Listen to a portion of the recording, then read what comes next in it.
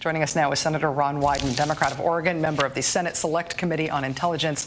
Senator Wyden, thank you so much for coming on the show. Thank you, Rachel. As far along as we are in this debate, it seems surprising to me that the Republicans don't seem to have a story to tell, an explanation about whether or not waterboarding is torture and how we should proceed as a country on dealing with the fact that we did it. Do you think that there is a Republican Party line on this subject right now? Rachel, I almost needed a scorecard to follow the players. First of all, it is very clear that waterboarding is torture. We prosecuted after World War II the Japanese for doing it to our folks. I'm also very struck by the Vice President's comments, the former Vice President's comments. He said that we ought to make these documents public. Well, the fact is there are thousands and thousands of documents involved here. I am sure there are one or two pieces of paper out there that may support the Vice President's position, but I do believe, consistent with national security, this ought to get out to the public.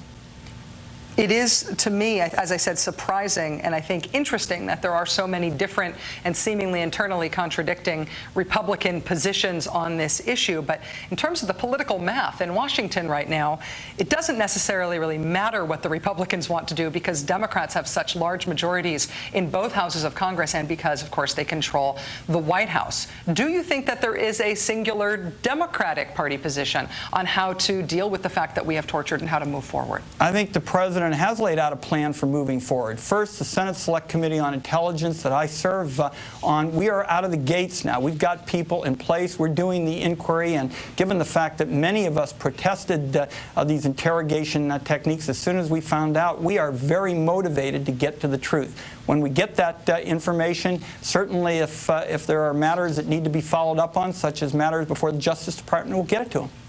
When the fact-finding inquiry of that Senate Intelligence Committee report, when that inquiry is completed, when you say things may need to be followed up in the Justice Department, does that mean that if the inquiry warrants, you would support potentially referring things for prosecution? Absolutely. The Justice Department is an independent agency. It's our job to find the facts. At this point right now, what's needed is an infusion of good information. The American people want to know who ordered this, what exactly was done, under what legal authorities, and it's time to get to the bottom of it. As soon as I found out what happened, I wrote to the Central Intelligence Agency. I began making speeches. I fought John Rizzo, for example, who was going to be named General Counsel of the agency because I thought he condoned some of the most offensive memos. We ought to make sure that the American people get the facts now.